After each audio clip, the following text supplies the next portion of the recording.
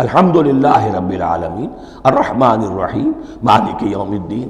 اب خطاب ہے ایاک نعبد و ایاک نستعین، ہم صرف تیری ہی بندگی کرتے ہیں اور کریں گے، اور ہم صرف تجھ ہی سے مدد مانگتے ہیں اور مانگیں گے۔ یہ ترجمہ میں کیوں کر رہا ہوں کہ یہ فعل مضارع ہے۔ عربی زبان میں فعل مضارع حال اور مستقبل دونوں کو کور کرتا ہے۔ ایاک کا جو ہے مفعول فاعلی جو ہے، مفعول جو ہے اس میں ضمیر مفعولی اسے پہلے لا کر حشر کا مضمون پیدا ہو گیا۔ ہم تیری بندگی کرتے ہیں نہیں، ہم تیری ہی بندگی کرتے ہیں اور کریں گے۔ حال میں ترجمہ کیجئے تو یہ اظہار حال ہے، اور مستقبل میں ترجمہ کیجئے تو یہ ایک عہد ہے، قول و قرار ہے، بہت بڑا معاہدہ ہے۔ وَإِيَّاكَ نَسْتَعِينُ، اور صرف تجھ ہی سے مدد مانگتے ہیں اور مانگیں گے۔ اس میں بھی حال کا ترجمہ اظہار حال، اللہ کرے کہ واقعی ہمارا حال وہی ہو، جب ہم یہ الفاظ کہتے ہیں تو واقعتاً ہم اس پر پورے اتر رہے ہوں کہ اسی کی بندگی کر رہے ہوں اور اسی سے ساری استعانت اور استمداد کر رہے ہیں۔ جہاں تک مستقبل کا تعلق ہے وہ پھر ایک عہد ہے، اہدنا الصراط المستقیم۔ یہ مقام وہ آ گیا کہ یہاں تک تو اے پروردگار ہم پہنچ گئے، تیرے فضل سے، تیرے کرم سے۔ فطرت سلیمہ بھی تیری عطا کردہ تھی، عقل سلیم بھی تیری ودیعت کردہ تھی، ان دونوں کی روشنی سے ہم یہاں تک تو پہنچ گئے۔ اب ہماری جو ضرورت ہے، احتیاج ہے، وہ کیا ہے؟ اہدنا الصراط المستقیم، ہدایت بخش ہمیں سیدھے راستے کی۔ یہاں دو باتیں سمجھ لیجئے۔ انفرادی سطح پر انسان کے لیے نہ معلوم کتنے مرحلے آتے ہیں ہر روز کہ جس میں وہ ایک چھٹک کر کھڑا ہو جاتا ہے، یہ کروں یا یہ کروں، دو آلٹرنیٹو سامنے آ رہے ہیں، فیصلہ کرنا مشکل ہو رہا ہے۔ قدم قدم پر ہدایت کی ضرورت ہے، اور اجتماعی طور پر نوع انسانی تین بڑے بڑے تمدنی مسائل میں واقعہ یہ ہے کہ تسلیم کر لیا جانا چاہیے کہ عقل انسانی اس کو راستہ نہیں دکھا سکتی۔ عام معاشرتی سطح پر مرد اور عورت کے درمیان حقوق اور اختیارات کا کیا توازن ہو، ناممکن ہے، انسان طے نہیں کر سکتا۔ انسان یا مرد ہے یا عورت ہے۔ عورت سوچے گی اپنے لحاظ، اپنے جذبات کا، اپنے خیالات کا لحاظ رکھے گی، مرد کے جذبات و احساسات کا اسے کوئی اس کا کوئی تصور ہی ممکن نہیں۔ مرد سوچے گا اسے اپنے احساسات معلوم ہے، لیکن یہ کہ عورت کے احساسات سے وہ نابلد ہے، ان کو محسوس کر ہی نہیں سکتا۔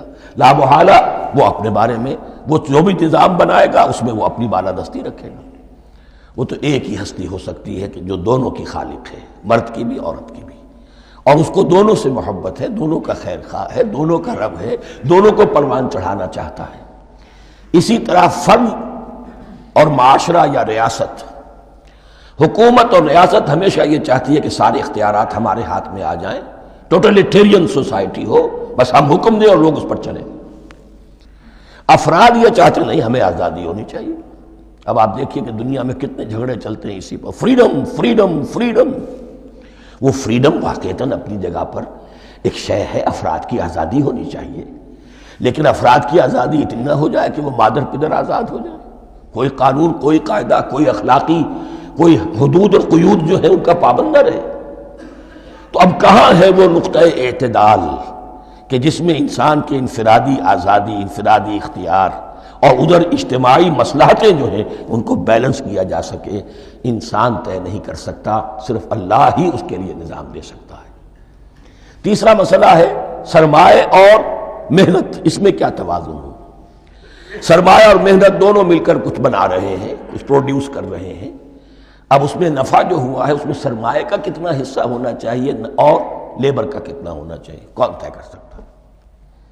اس کے لیے بھی کہ ایسا نہ ہو کہ سرمایہ داری جو ہے آکاش بیل بن کر پورے معاشرے پر چھا جائے، اور غریب بیچارہ، مزدور بیچارہ، کاشتکار بیچارہ وہ گویا کہ چکی کے دو پارٹوں میں پس کر رہ جائے، اس کی کوئی حیثیت نہ رہ جائے۔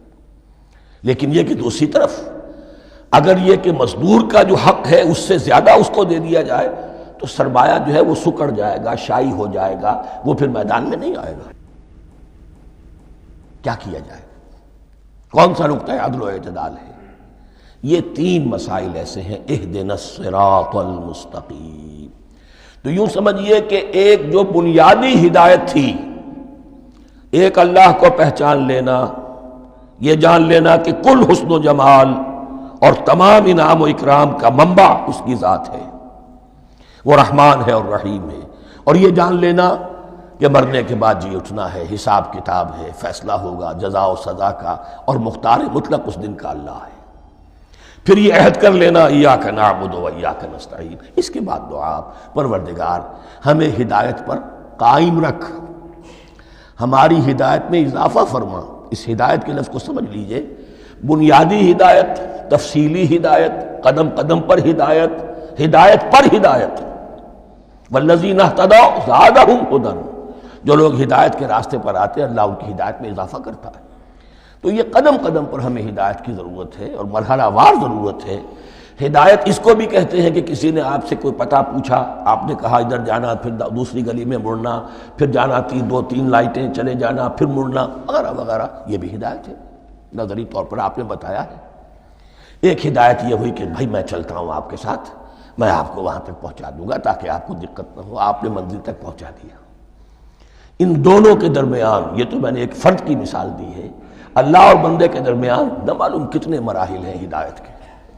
تو کسی وقت بھی انسان اپنے آپ کو ہدایت خداوندی سے مستغنا نہیں سمجھ سکتا، اور نہیں تو پروردگار جو ہدایت دی ہے اس پر ہدایت پر قائم رکھ۔ کیا پتہ شیطان کا کوئی حملہ، کیا پتہ ہمارے نفس کی کوئی شرارت کسی ایسے رخ پر ہمیں ڈال دے کہ اب تک کی ساری کمائی بھی ضائع ہو جائے۔ لہذا یہ نہ سمجھیے کہ جب یہ ساری چیزیں ان کو معلوم تھیں، ان چیزوں کا تو اقرار کر رہے تو اب ہدایت کون سی مانگ رہے ہیں؟ تو ہدایت کا تو بڑا میدان کھلا ہوا ہے، اور اس ہدایت کی وہ جو میں نے آخری شکل آپ کو بتائی ہے کہ منزل مقصود تک پہنچا دے، یہ ہدایت بھی قرآن مجید میں اس معنی میں بھی لفظ آیا ہے کہ اہل جنت جب جنت میں داخل ہوں گے تو جو ترانہ حمد ان کی زبان پر اس وقت ہوگا وہ کیا ہے؟ الحمدللہ الذی ہدانا لہذا وما کنا لنہتدی لولا ان ہدانا اللہ۔ کل شکر اس اللہ کا جس نے ہمیں یہاں تک پہنچا دیا، ہدایت دی یہاں تک پہنچا دیا، اور ہم ہرگز نہ پہنچ پاتے، ہم ہرگز ہدایت یافتہ نہ ہو سکتے اگر اللہ ہی ہمیں ہدایت نہ دیتا۔